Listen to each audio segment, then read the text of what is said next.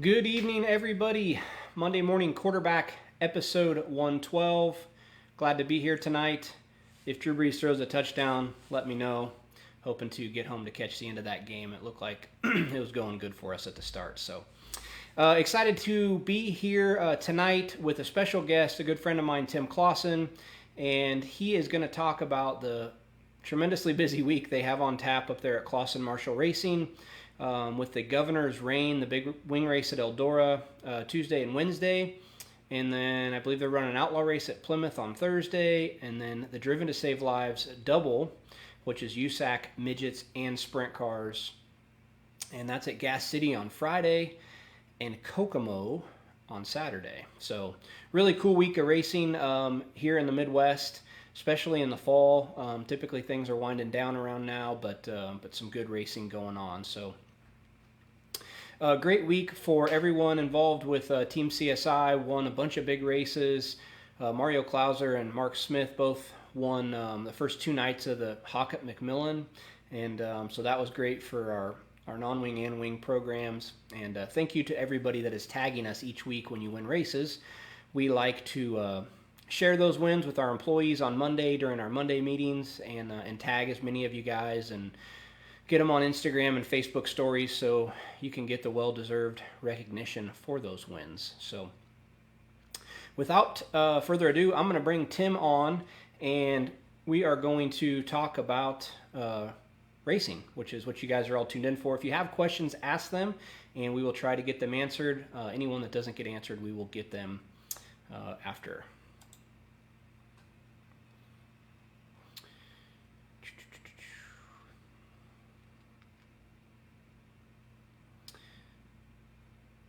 Tim, do you have us?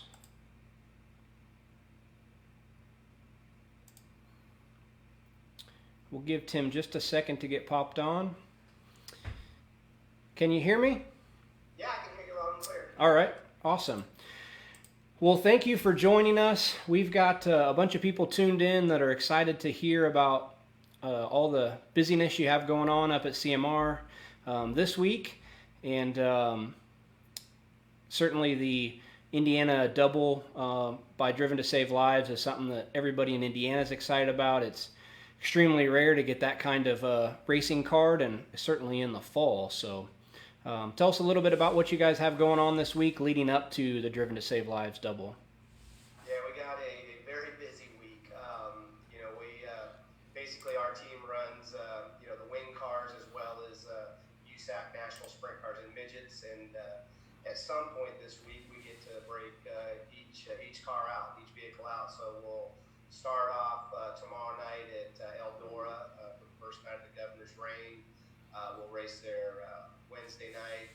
Then we're going to go to Plymouth with the World of Outlaws and run there with the wing car. Come home from there, load up the midgets, go to Gas City for the first night of the double-double. And then Saturday night at Kokomo, we'll run both our national midget programs as well as our national sprint car with Tyler Courtney. That sounds like a whole lot of tires to wash on Monday. It was a whole bunch of tires to buy leading into this week as well. Yeah, I can imagine. So you touched on your wing program a little bit. That's something that probably caught a lot of traditionalists off guard, that you guys were going that direction this season. And by any stretch of the imagination, it's been wildly successful and probably exceeded your expectations. I know a lot of people in the wing side have been a little caught off guard with how fast you guys have been right out of the gate. And is that something you guys plan to expand upon in the future, or? Yeah, when we sat down and talked about 2020 at the end of last year, something that was important to us as a company was, we want to be at every big race, be it, midgets, sprint cars, wing, non-wing. It didn't really matter. So, we talked about expanding onto the wing side of the program a little bit. We really kind of wanted to put our toe in the water this year, kind of run under the radar, go run some local stuff, just kind of get a feel on how we could compete. Obviously, the situation of 2020 forced us into, I think one of our, second or third event was the Lake Ozark World Outlaw Show, and it was just because that was the only thing going. So we went there and had a pretty successful weekend. I think we made the dash one night. We were third quick. Kind of ran in the top 10. It got kind of used up on some restarts and things like that. Things you got to learn. But it kind of gave us a glimpse of what we might be able to do with the wing car. And as kind of we expanded the season again, not really planning on running outlaw and all-star shows, but being forced into it, we found that we were pretty competitive. And so, of course, that got everybody kind of excited more. And so we had a few non-wing races that we were going to run that we replaced with wing races. And, and it's just kind of grown from there. Looking forward, I think, we kind of evaluate our programs year to year. And we actually got talking about this last year at Knoxville. And, the growth of wing sprint car racing right now is just, it's incredible from, not only from the participant side, but from, sanctioning bodies to, the events that are being put on for such good money, but then also from the sponsorship side. A good friend of mine, kind of whispered in my ear at Knoxville that what he was seeing in the wing racing is what he saw with what NASCAR was doing in the 90s, and not so much from the popularity type side, but just from the way corporations were looking at what was going on and their want to be involved with it. But we kind of thought if it was down the road we wanted to do it, we might as well get the ball rolling now. If it didn't work out, we felt confident that we could roll non-wing cars back out and be as competitive as we ever were. Yeah, so you guys have done a great job. Obviously, Tyler, whether people know it or not, he kind of started with a little bit of wing experience and then transitioned to non-wing, and he's done a really good job progressing there. So it's cool to see you guys doing that. 100% agree that wing racing brings a lot of value when you have big events like the Knoxville Nationals and stuff like that. And really the only thing we have in the non-wing world, and I'm not biased one way or the other, but the only event we have that compares to Kings Royal, National Open, Knoxville is Chili Bowl. And so makes it hard to do a whole year's sponsorship around the Chili Bowl. But yeah, and on the midget side of things, we do have the Chili Bowl, and the BC 39 now at IMS is become a big part. What Matt Wood is doing out west with the Hangtown 100. We've got a few anchor races there that can kind of help solidify programs to get you through the other ones. The non-wing sprint car side of it, we've got the Corn Belt Nationals at Knoxville, which from a participant level has been fantastic, but getting fans there has been a little bit of a struggle this year. Obviously, is hard on fanship everywhere. But then we have SmackDown, which is always just electric. And when we look at it as racers, being at big events every weekend, it kind of spoils it. You want that atmosphere. Sure. And so that's kind of what we looked at this year on was we could do everything we wanted to do, be it midget, non-wing car, wing car. I think going into 2021, to grow our wing program like we want to, we're probably going to have to, really make a commitment to it along with the series and then filter in the other stuff around it, at least with Sunshine. Yeah. So you touched on the BC 39, which has been a fan favorite event for racers and certainly participants. To say that you got to run at the Indianapolis Motor Speedway is awesome. And unfortunately that didn't happen this year with everything that went on. But really cool at Driven to Save Lives to step up and do this double-double this weekend. How did that come together? And basically tell us how that came together. Levi and Kirk and everybody at USAC is, they've really done a tremendous job this year with everything that's been thrown at them. And when we talked about, we're getting to the point of the year where this 3 weeks ago about, are we going to be able to go out west? If we go out west, how many races are we going to run? If we lose some out there, was there a way to make up some here in the Midwest? I think if we look back over the last several years, really October, November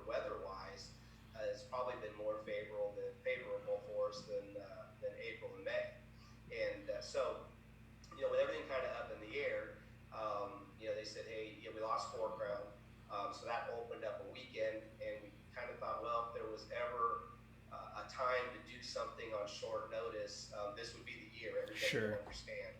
And so, Levi, of course, like Levi does, did all the legwork with the tracks and got Gas City on board, got Kokomo on board, and I think USAC was probably going to put on those events regardless. I think with Indiana Donor Network, Driven to Save Lives involvement, they were able to make it the double, pay a little bit more, and then we've got some of our partners involved with offering contingency awards that we're going to work really hard to spread out through the field, and that way, if you come run the event, win, lose, or draw, you're going to hopefully walk away with something.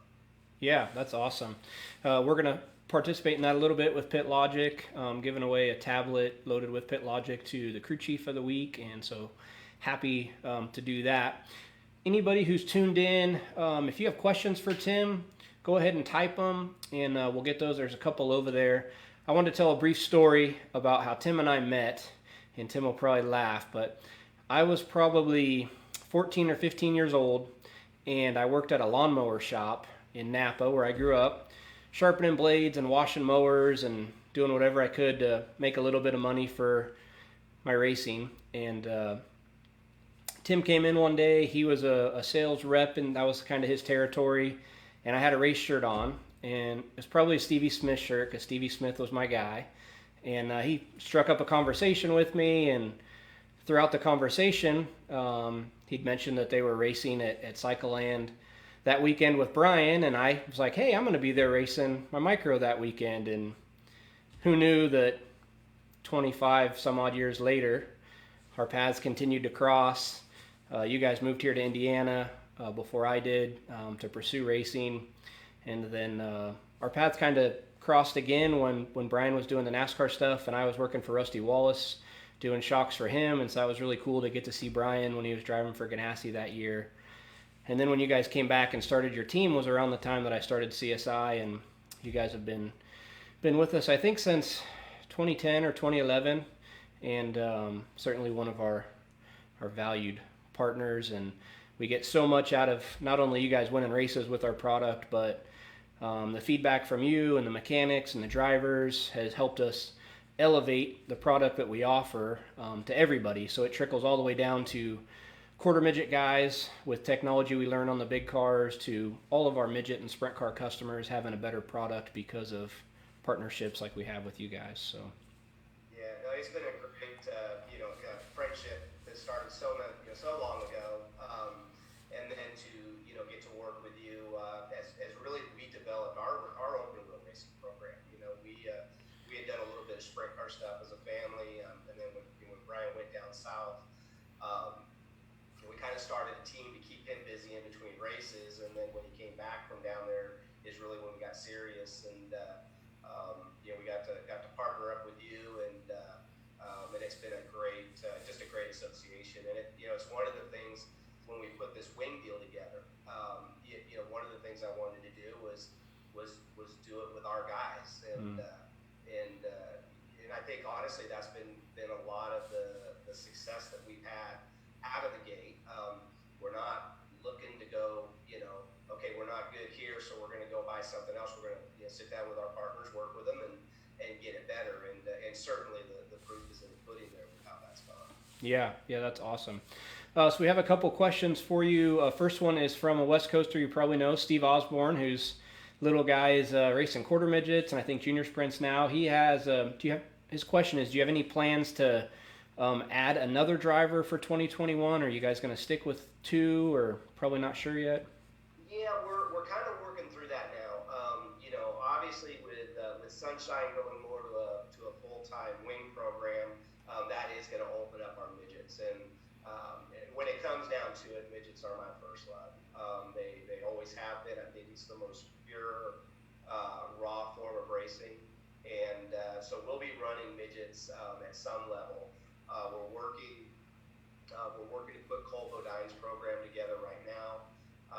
Cole will be back with us for 2021. We're not sure quite yet how that's going to look. If it's going to be a full-time midget deal, or if we venture into the sprint car, non-wing sprint car side with Cole a little bit. We've got a lot of good parts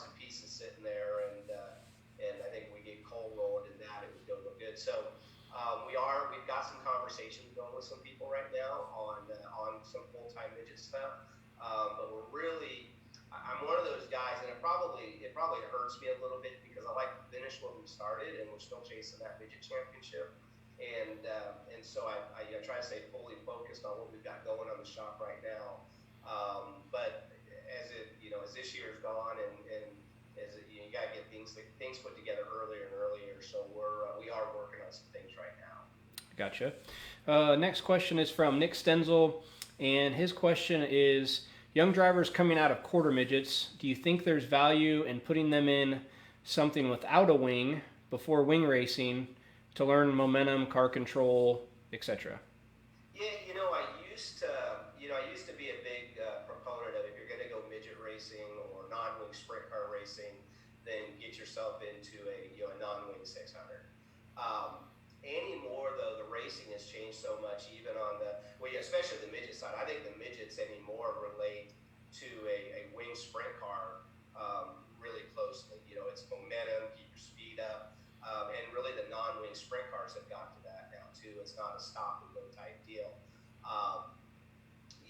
I say, the quarter midget deal, I always say that's where a kid will build his love for racing.